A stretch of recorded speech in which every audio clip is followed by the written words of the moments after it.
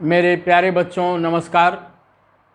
मैं बेटावर क्लासेज में अरुण कुमार राय आपका स्वागत करता हूं।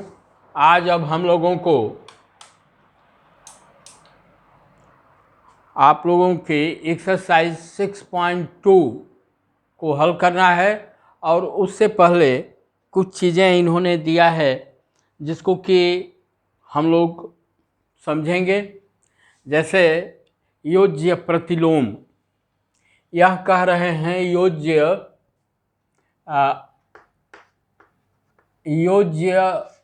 प्रतिलोम।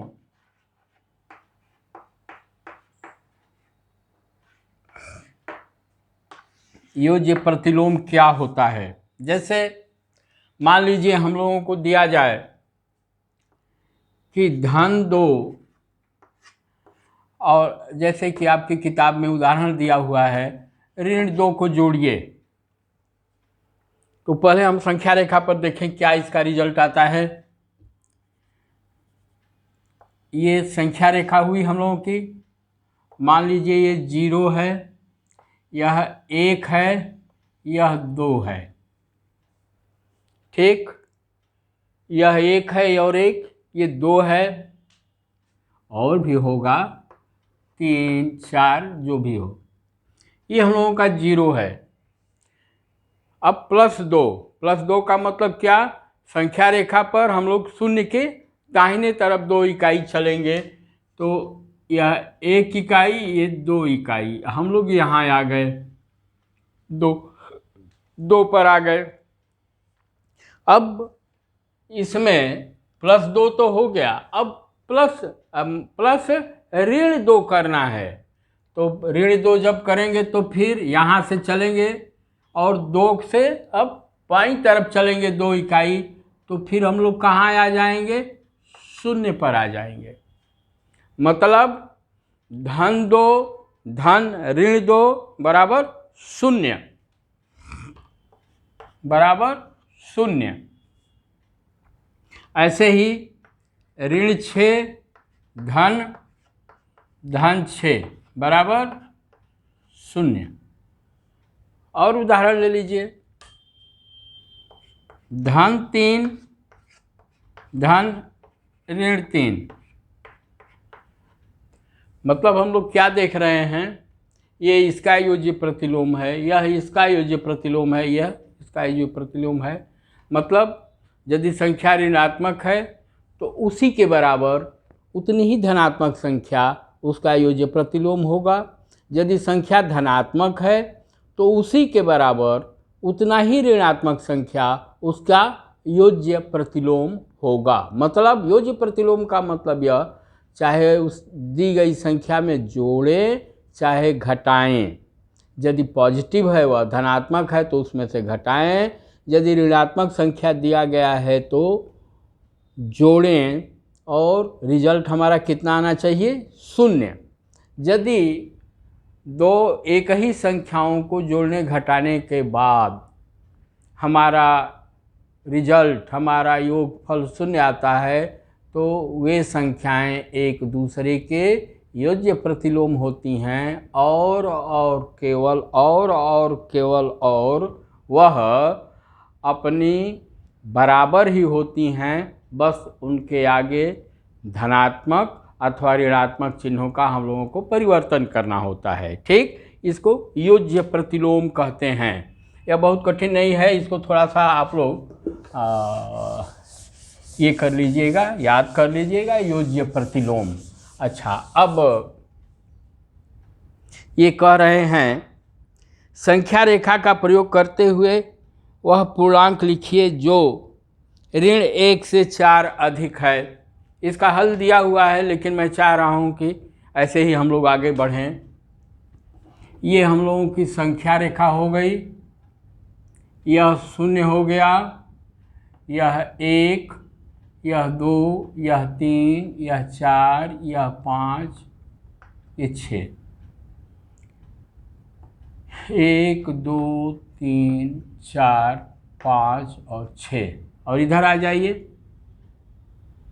1 2 3 4 5 6 7 जो भी हो, ऋण 1, ऋण 2, ऋण 3, ऋण 4, ऋण 5, ऋण 6, ऋण 7।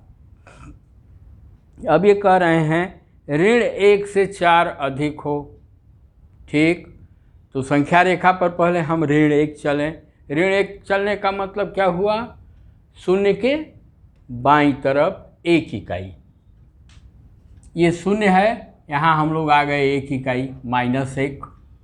अब 4 अधिक हो तो यहाँ से चलिए 1, 2, 3 और 4। कहाँ आ गए हम लोग? 3 पर आ गए। सामान्य ढंग से ऐसे भी आप ऋण 1 अब 4 अधिक हो तो धन 4 यहाँ जोड़ देंगे। इसको हम लोग हल करेंगे तो क्या आएगा? धन 3 आएगा। और यहाँ भी हम लोग देख रहे हैं धन 3 आया है। फिर वैसे ही है 3 से 5 कम हो, 3 से 5 कम हो, मतलब सामान्य ढंग से उसको हम लोग क्या लिखेंगे? +3 धन -5। यह हम लोगों का मतलब 3 से 5 कम हो जाएगा। इसको कैसे हम लोग करेंगे? पहले संख्या रेखा पर हम लोग 3 चलेंगे। मान लीजिए +3 हम लोग आ गए शून्य से दाहिनी तरफ। अब यहाँ से 5 चलेंगे। 5 इकाई किधर चलेंगे? बाईं ओर चलेंगे। 1, 2, 3, 4, 5, मतलब हम लोग यहाँ से 5 कम आए तो आ गए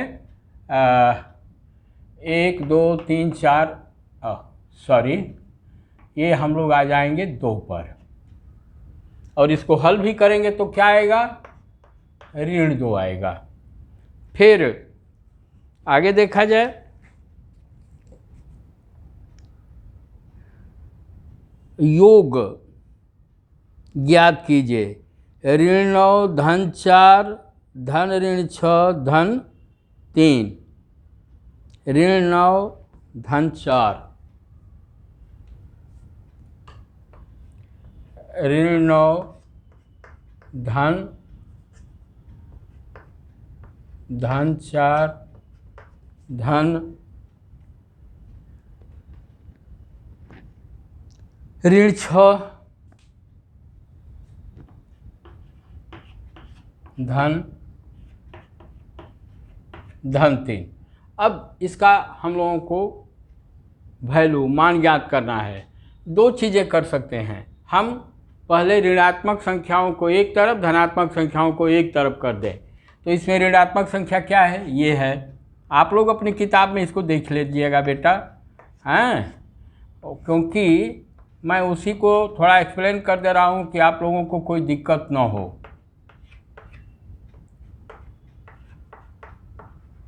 धन 3, ऋणात्मक संख्याओं को एक तरफ, धनात्मक संख्याओं को हम लोगों ने क्या किया? एक तरफ किया। अब देखिए यह ऋण 9 और ऋण 6 मिलकर के क्या हो जाएगा? ऋण 15, क्योंकि सामान्य चिन्ह है। धन 4 और धन 3 क्या हो जाएगा? 4 और 3 7 हो जाएगा। क्यों? धनात्मक संख्याएं आपस में जुट जाएंगी, ऋणात्मक संख्याएं आपस में जुट जाएंगी। अब ऋण 15 धन 7। अब इसमें हम लोग क्या देखे थे कि पहले अब देखा जाए कि किस प्रकार की संख्या का मान ज़्यादा है। यहाँ क्या है? ऋणात्मक संख्या का मान ज़्यादा है, तो हम लोग क्या लिखेंगे? ऋण। फिर 15 में से 7 घटाएंगे तो क्या हो जाएगा? ऋण 8। यह हम लोगों का आंसर होगा। इसका उत्तर होगा ऋण 8। अब उदाहरण 5 है। इसको आप लोग अपनी पाठ्यपुस्तिका में मन लगा करके पढ़िएगा और इसका आनंद लीजिएगा। सब कुछ आपकी पाठ्यपुस्तिका में दिया गया है। अब उदाहरण 5 क्या है? 20, 30 धन ऋण 23, 30 धन, यह कह रहे हैं 30 धन ऋण 23 धन ऋण 63 धन 55, धन ऋण 63 धन 55। देखिए इसको धन 55 लिखा जाए चाहे 55 लिखा जाए, इसके मान में कोई अंतर नहीं आएगा। ऋणात्मक संख्या के आगे हम लोगों को ऋण का चिन्ह लगाना चाहिए। अब पहले क्या है, हम लोग धनात्मक संख्याओं को एक तरफ कर लीजिए। देखिए एक चीज़ और इन्होंने किया है, 30 के आगे इन्होंने कुछ नहीं लिखा है। तो 30 के आगे इन्होंने कुछ नहीं लिखा है, तो इसका मतलब क्या होगा कि यह संख्या धनात्मक है।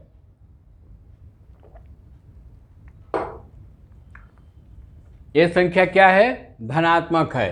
तो धनात्मक संख्याओं को पहले हम लोग एक जगह करें। 30 धन, ये कितना है, धन 55,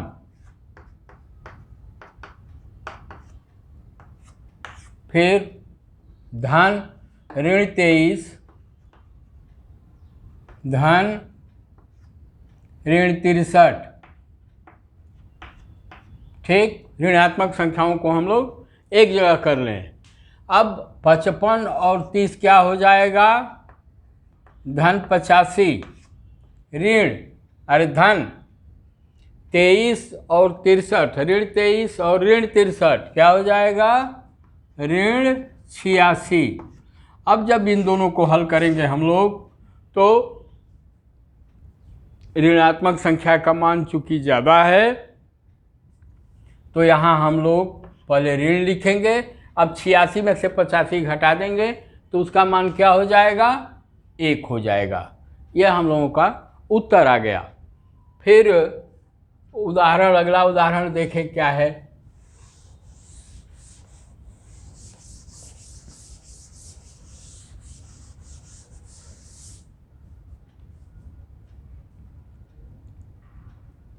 अगला उदाहरण है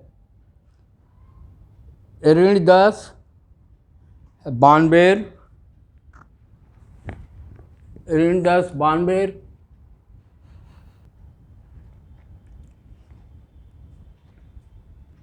अब हम लोग उदाहरण नंबर 6 पढ़ें। उदाहरण नंबर 6 है ऋण 10 92 84 और ऋण 15 का योग ज्ञात कीजिए। ऋण 10 92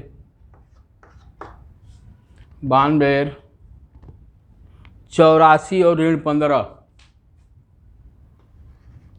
84 और ऋण 15 का योग ज्ञात कीजिए। ठीक, अब देखा जाए इन सबको जोड़ना है, तो हम लोग लिखेंगे ऋण 10 धन 92। अब इसके आगे चिन्ह मैं नहीं लगा रहा हूँ, इसका मतलब ये कि ये धनात्मक संख्या है। धन 84 धन ऋण 15। अब हम लोग क्या करेंगे, ऋणात्मक संख्याओं को एक ओर, धनात्मक संख्याओं को एक ओर।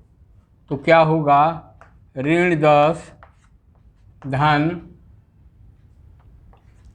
ऋण 15 धन 92 धन 84, ये हो गया। अब ऋण 10 और ऋण 15 मिलकर क्या हो जाएगा, ऋण 25। यह हो गया, हम लोगों का ऋण 25 हो गया। और 92 और 84 को जोड़ेंगे तो क्या होगा, 176। ठीक, अब 176 में से ऋण 25 घटा देंगे हम लोग, क्या बचेगा, 151। ये हम लोगों का उत्तर हुआ। ये सारी चीज़ें आप लोग बचपन में किए होंगे, बहुत कठिन नहीं है, इसलिए इसके विषय में बहुत ये कठिन सवाल है, ये है, इसकी इस ढंग की सोचने की बात नहीं है। इसमें आप लोग एकदम प्रवीण हैं, मास्टर हैं। फिर अब आ गया हम लोगों का एक्सरसाइज 6.2 एक्सरसाइज 6.2 ये अभी क्या कह रहे हैं, संख्या रेखा का प्रयोग करते हुए वह पूर्णांक ज्ञात कीजिए जो 5 से 3 अधिक है। ये है 5 से 3 अधिक है।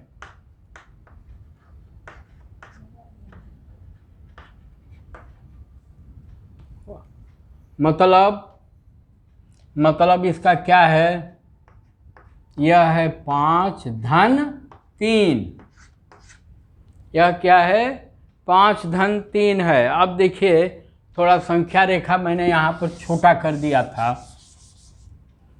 संख्या रेखा को बड़ा कर रहा हूँ। यह 0 ले लीजिए,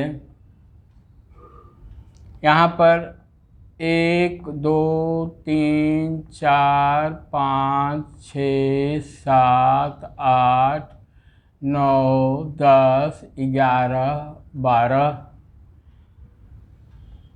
ये 0 हो गया। मैं लिख नहीं रहा हूँ।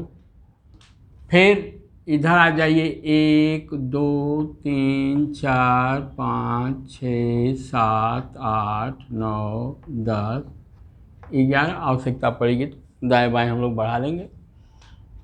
अब संख्या रेखा पर हम लोगों को 5 से 3 अधिक, तो उस 0 से पहले 5 इकाई हम लोग क्या चलेंगे, दाहिनी तरफ चलेंगे। तो 1 2 3 4 5, ये 5 है। संख्या रेखा पर पहले 5 पर हम लोग आ गए।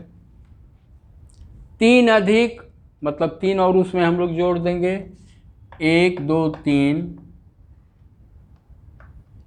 क्या हुआ 6 7, ये 8 हो गया। और ऐसे भी यदि हम लोग जोड़ेंगे तो ये क्या होगा, 5 धन 3 बराबर 8। ठीक, अब आ जाइए बी क्या है, बी क्या कह रहा है। बी है ऋण 5 से 5 अधिक। अब एक चीज़ अभी मान लीजिए, इसको तो संख्या रेखा पर आ करके हम लोग देखेंगे। मैं किस चीज़ का बहुत बढ़िया उदाहरण है, योज्य प्रतिलोम का। योज्य प्रतिलोम का 5 का योज्य प्रतिलोम ऋण 5, ऋण 5 का योज्य प्रतिलोम धन 5। संख्या रेखा पर हम 5 पर आ गए, ये हो गया। अब यहाँ से मतलब हम लोग 1 इकाई 2 इकाई 3 इकाई 4 इकाई 5 इकाई, 5 इकाई पर आ गए। मतलब हमको करना है 5 धन 5 धन ऋण 5। ये इसको जब हम लोग हल करेंगे तो क्या होगा, 0 होगा। और अब यह 5 से फिर ऋण 5, मतलब अब 5 के बाईं ओर आएंगे 5 इकाई, तो हम लोग कहाँ आ जाएंगे, 0 पर आ जाएंगे। मतलब संख्या रेखा पर भी वह प्रतिरूपित होता है। फिर है 2 से 6 कम है, 2 से 6 कम है। मतलब संख्या रेखा पर पहले हम लोग आए 2 दाहिनी तरफ, 1 इकाई, ये 2 इकाई। अब यहाँ से फिर 6 इकाई हम लोग क्या करें, कम है, -6 है।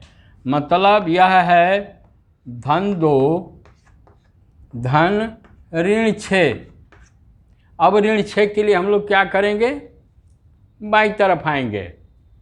तो बाईं तरफ चलिए, 2 से 6 इकाई, 1 2 3 4 5 6, ये यहाँ आ गए। ये क्या है, 0 के बाईं तरफ इसका मान क्या है, 1 2 3 और 4, यह ऋण 4 है। अब यहाँ से 2 से हम लोग यहाँ आ गए। ठीक, बहुत कठिन नहीं है मेरे बेटों, यह बस थोड़ा सा ध्यान से इसको देखना है। फिर ऋण 2 से 3 कम है,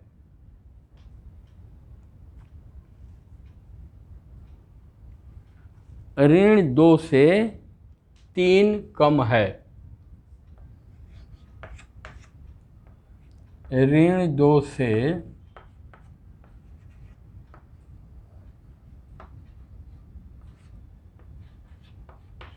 3 कम है। तो अब क्या है, पहले हम लोग ऋण 2 चलेंगे और फिर उसमें से 3 कम करेंगे, मतलब उसके विरुद्ध जाएंगे, उसमें जोड़ेंगे। तो पहले ऋण 2, ये आपका 0 है, ये 1 हो गया, ये 2 हो गया, ऋण 2, ये तो ऋण 2 हम आ गए ऐसे। अब यहाँ से 3 हम लोग क्या करेंगे, इसको और कम करेंगे, मतलब अब हमको 1 इकाई, 2 इकाई, 3 इकाई यहाँ से घूम करके हमको इसको यहाँ आना है। तो ये कितना है, 0 से कितना है, 1 इकाई, तो यह 1 होगा। और इस प्रकार यह क्वेश्चन हम लोगों का हल हो गया।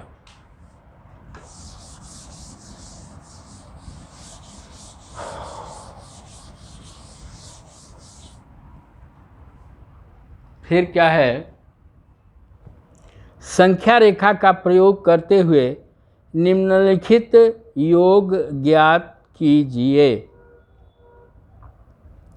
अब जैसे 9 धन ऋण 6, संख्या रेखा पर पहले हम लोग क्या चलेंगे, 9 इकाई दाहिने तरफ चलेंगे, फिर उसमें से 9 पर जब पहुंच जाएंगे तो ऋण 6 इकाई, मतलब 9 के बाईं तरफ चलेंगे, 6 इकाई कितना पर आ जाएंगे हम लोग, 3 पर आ जाएंगे। और ऐसे भी हम लोग हल करेंगे तो क्या होगा, 3 होगा। 5 ऋण 11, मतलब पहले हम लोग 5 इकाई संख्या रेखा पर 5 इकाई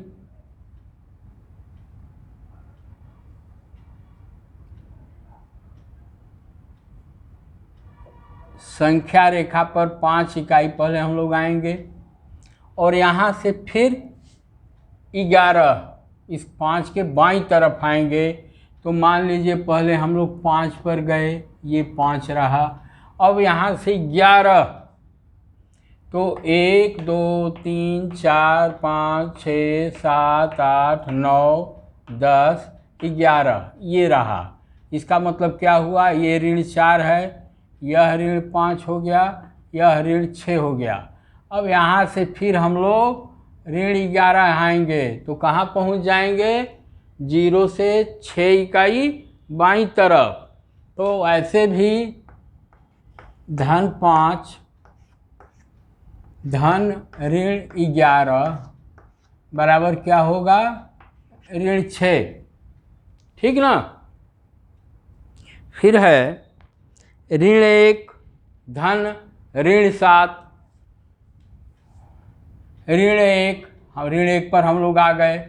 अब फिर यहाँ से ऋण 7 धन जोड़ना है, ऋणात्मक है, तो उसमें क्या करेंगे, ऋण 7 और 1 के बाईं तरफ आएंगे तो कहाँ हम लोग पहुँच जाएंगे, 1 2 3 4 5 6 7, मतलब ये ऋण 8 पर आ जाएंगे। मतलब यहाँ से हम लोग चलेंगे तो अब ऋण ऐसे हो जाएगा। और हम जानते भी हैं कि ऋण 1 धन ऋण 7 बराबर क्या हो जाएगा, ऋण 8। और संख्या रेखा पर भी हम लोग ऋण 8 पर आ गए।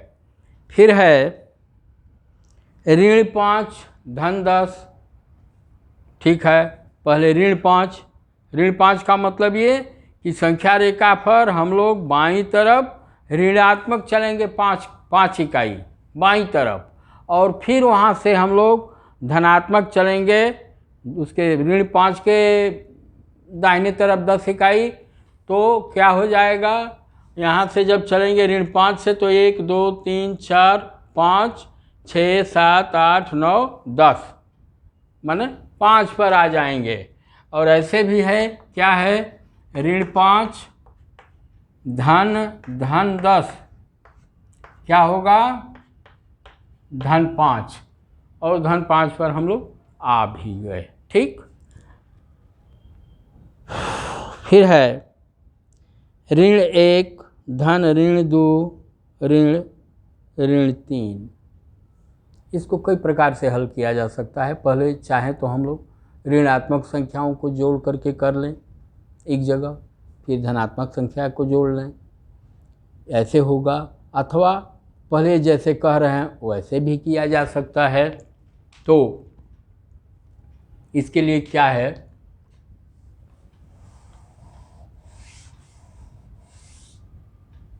इसके लिए क्या है, ऋण 1 ऋण 2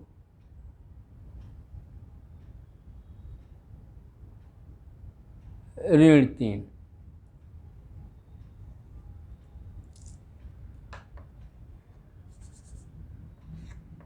ऋण 1 धन ऋण 2 धन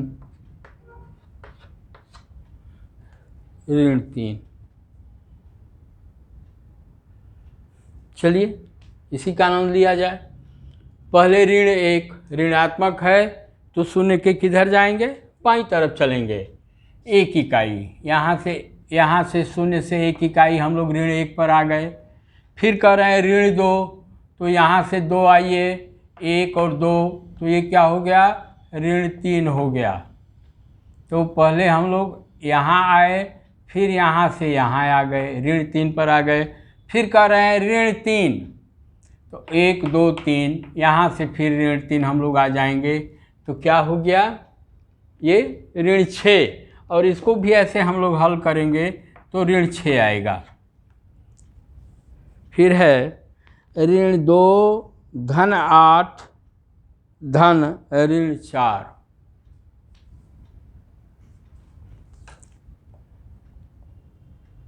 ऋण 2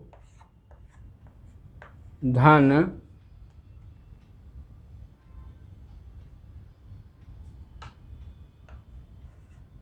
धन 8 धन ऋण 4। अब देखिए इसको चाहें तो पहले यहीं हल कर लें हम लोग। तो इसको क्या करेंगे, ऋण 2 धन ऋण 4 धन 8 करेंगे। ये क्या होगा, ऋण 2 और ऋण 4 मिल करके ऋण 6 हो जाएगा। धन ये क्या हो जाएगा, धन 8 ऐसा सच रहेगा। अब 8 में से 6 को घटाएंगे तो क्या बचेगा, धन 2। यह तो हम लोगों का हल हो गया। अब संख्या रेखा पर देखें कि इसको हम लोग कैसे क्या कर सकते हैं। संख्या रेखा पर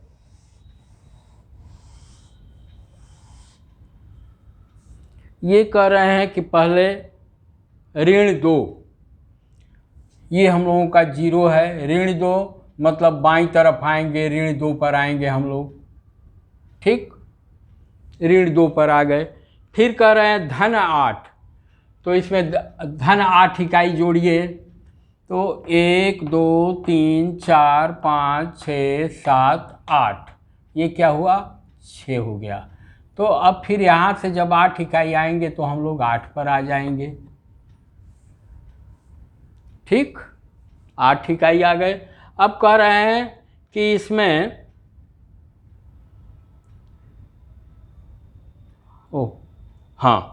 अब इसमें 4 इकाई आप माइनस कीजिए, मतलब बाईं तरफ चलिए। तो यहाँ से बाईं तरफ 4 इकाई चलिए, 1 2 3 और 4, ये हुआ। मतलब अब यहाँ से फिर हम लोग यहाँ आ जाएंगे 2 पर। तो रिजल्ट क्या हुआ, 1 और 2, और यहाँ भी हम लोगों का रिजल्ट क्या आया, 2। संख्या रेखा का निरूपण चाहे ऐसे भी जो भी है वही होगा, जो हम लोग ऐसे उसको हल करते हैं सामान्य ढंग से। फिर आइए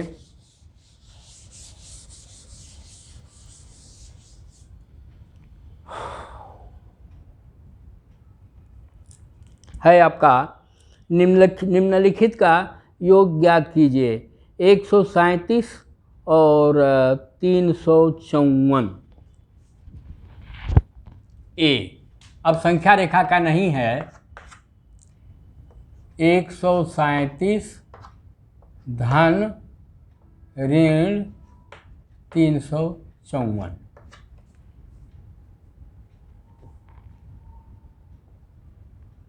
बावन, ऋण 52 और 52, 52 और ऋण 52।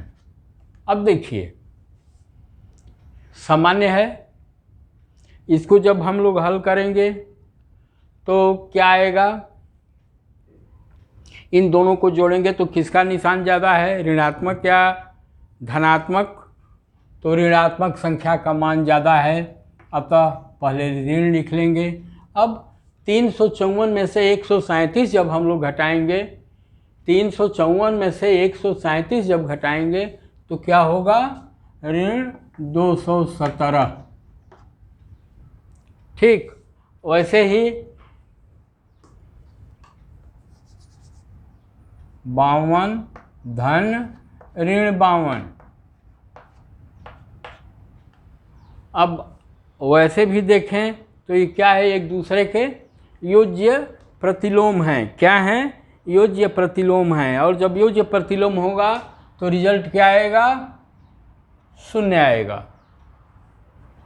फिर है ऋण 312, 39 और 192।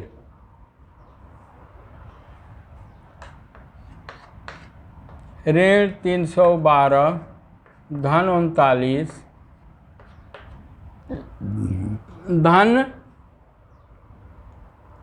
192।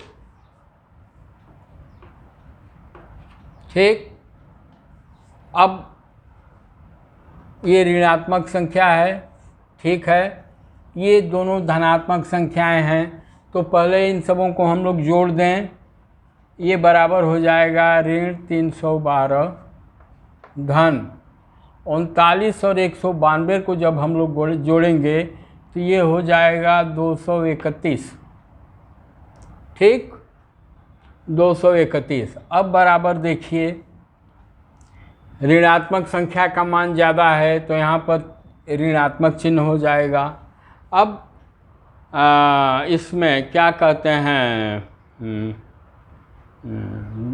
312 में से जब हम लोग 31 को घटाएंगे तो ये हो जाएगा 81। ठीक, इसका वैल्यू आएगा ऋण 81। ठीक, फिर आगे देखिए, ऋण 50, ऋण 200 और 300, ये डी। ऋण 50 धन ऋण 200 धन 300। अब देखिए यहाँ क्या होगा, ऋण 50 और ऋण 200 मिलकर क्या हो जाएगा, ऋण 250 धन ये 300 क्या होगा, 300 ऐसे ही रहेगा। अब किसकी वैल्यू ज़्यादा है, धनात्मक अथवा ऋणात्मक, तो धनात्मक का। ठीक, ये हमारा हो गया धन। अब क्या करेंगे, 300 में से 250 घटा देंगे, क्या आ जाएगा, +50। ये हम लोगों का क्वेश्चन नंबर 3 हल हो गया। अब देखें अगला सवाल क्या है।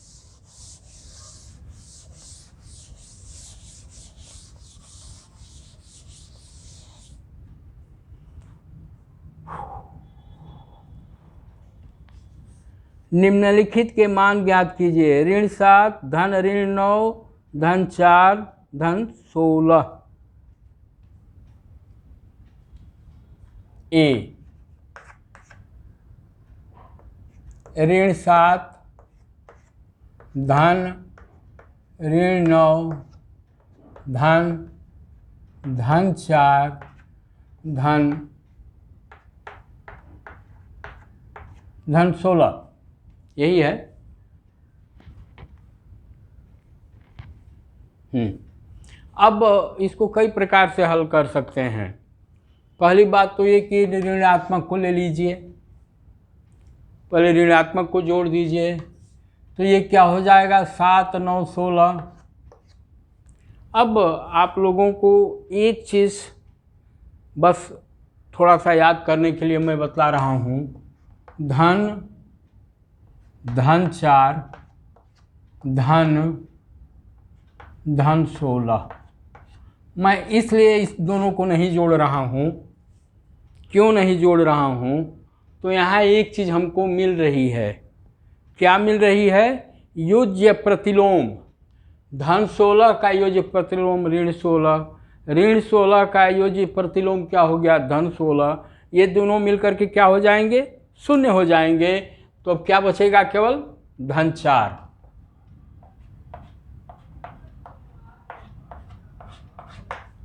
ठीक।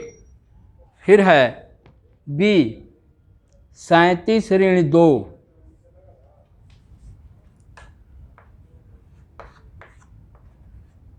37 धन ऋण 2 धन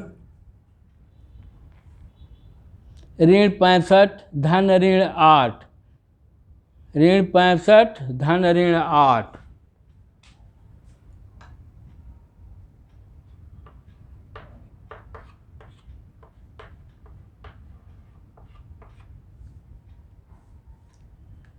ठीक। अब धनात्मक संख्याओं को एक जगह, यह 37 हो गया, धन ऋणात्मक संख्याओं को हम लोग एक जगह कर दें, ऋण 2 धन ऋण 65, ऋण 67, ऋण 67 और ऋण 8 क्या हो जाएगा? ऋण 75।